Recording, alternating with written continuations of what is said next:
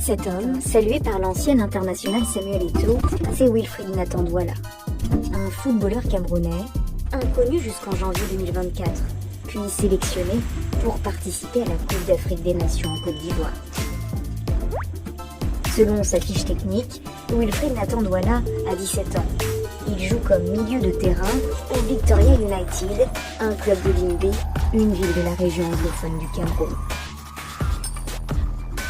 Le Monde avait rencontré et photographié le footballeur en janvier 2022.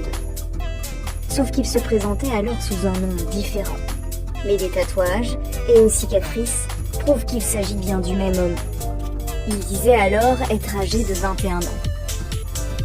Le 10 mars, la Fédération camerounaise de football révèle finalement que le joueur est suspendu en raison d'une double identité. Plus de 50 joueurs de première division sont aussi concernés.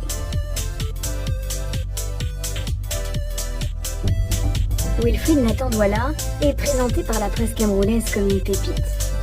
Pourtant, ce joueur n'a jamais été cité par les médias avant décembre 2023.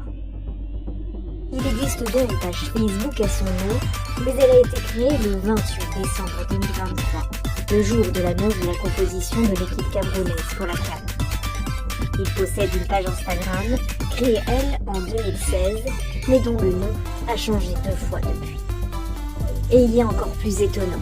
En janvier 2022, à l'occasion d'un reportage au Cameroun, Le Monde avait rencontré ce joueur qui évoluait alors au club de l'Oryx à Douala. Le voici lors d'un match en 2022. Sur ces images, filmées par notre journaliste, on le voit s'entraîner avec ses coéquipiers. Et le voici ici, au repos. Interrogé, il dit alors s'appeler Alexandre Barbelli et donne son âge, 21 ans.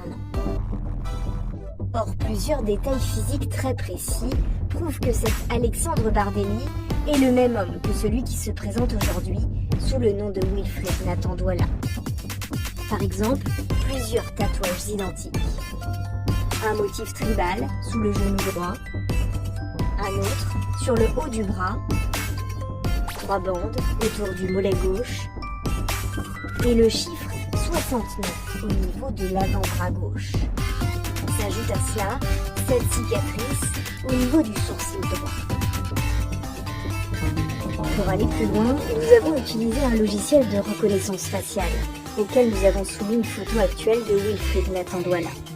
Il nous a permis de remonter à des photos de lui publiées sur les réseaux sociaux de 2017 à aujourd'hui.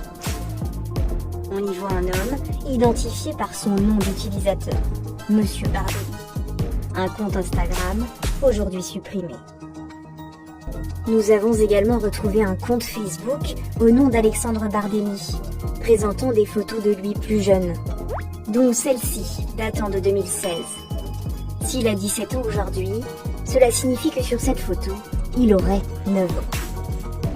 Nous avions interrogé la Fédération camerounaise de football 2 jours avant l'ouverture de la Coupe d'Afrique des Nations.